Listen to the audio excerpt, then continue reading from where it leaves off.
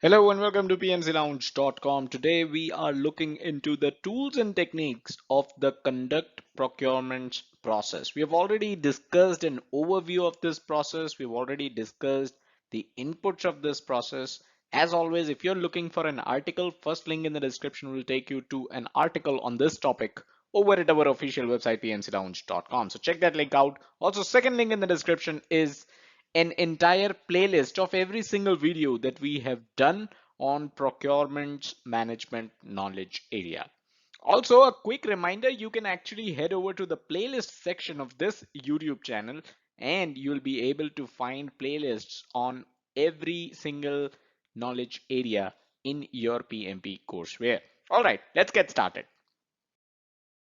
So first of all, if you have already forgotten, conduct procurements. This is the only process under the executing process group.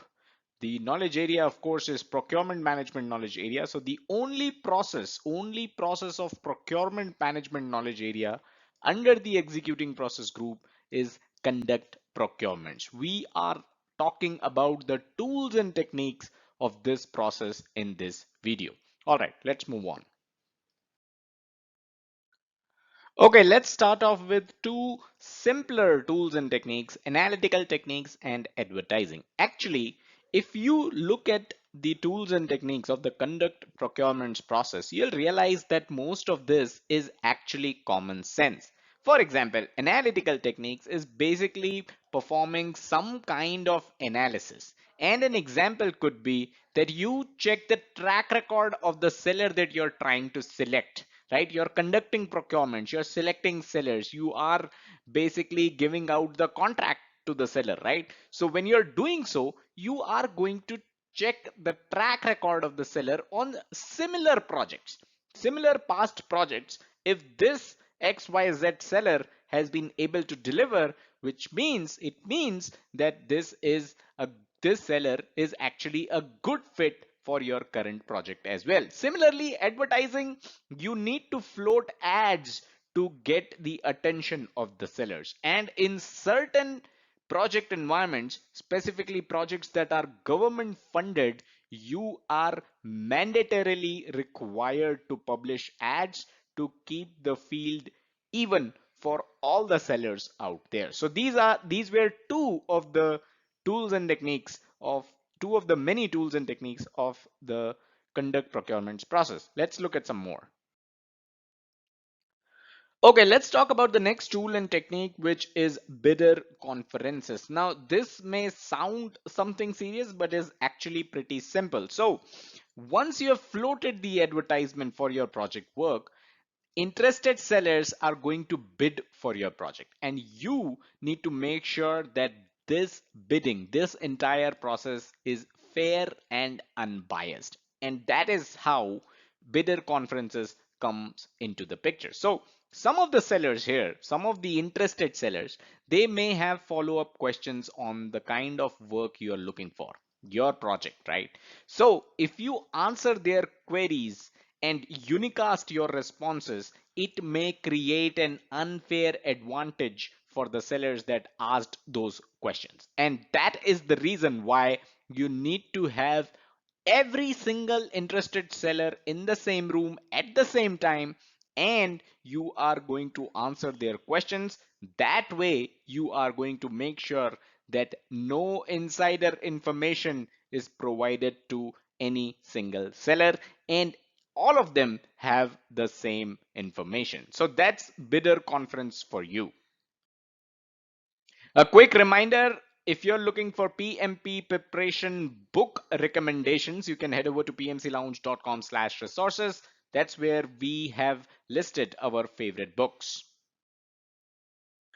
All right, let's move on and talk about independent estimates. This is again common sense. If you have ever bought, let's say, a used car and you have consulted your friend about the price the car should be, what would be the fair price for that car, you have already used the independent estimate tool.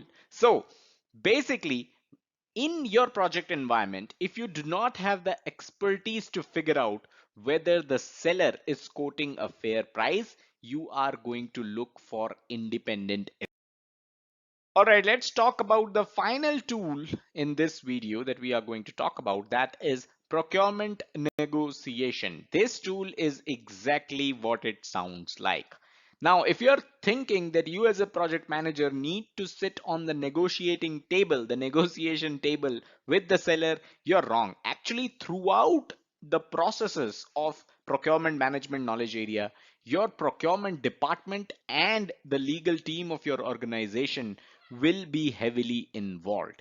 You as a project manager are not expected to do all the legal and procurement related heavy lifting yourself. Of course, you need to be involved. You're the project manager. You know the project the best, right? So you have to be involved, but the procurement department, the legal team, they are also involved and they are involved in this negotiation as well. So when you're conducting procurements, you are basically going to share certain documents with the seller. This includes procurement documents, the type of contracts. We have already discussed these. Second link in the description. The entire playlist contains separate videos on procurement documents and type of contract. So when you share these documents with the seller, it includes details of the project.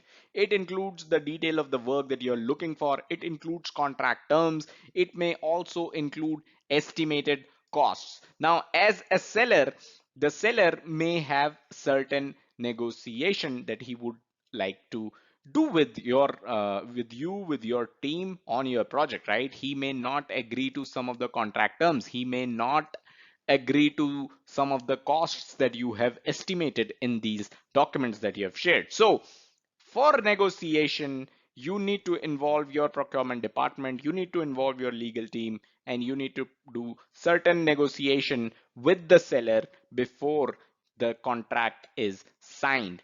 Finally, like I said, since the negotiation, once the negotiation is over, that's when the conduct procurement process can be considered over, because that's when you would have finalized the seller. That's when you would want to roll out the contract.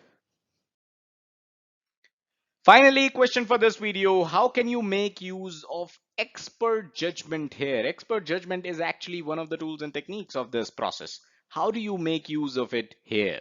And do you know of any other tools and techniques used in this process? There actually are.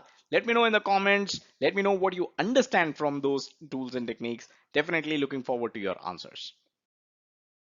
And that's all that we had in this video. Smash that like button if you got value out of it. It helps us stay motivated and create more free content for you. Subscribe to the channel and hit the bell icon so that you stay notified whenever we upload new content. Also, don't forget to check out the website pmclounge.com, your number one free PMP resource. Thank you.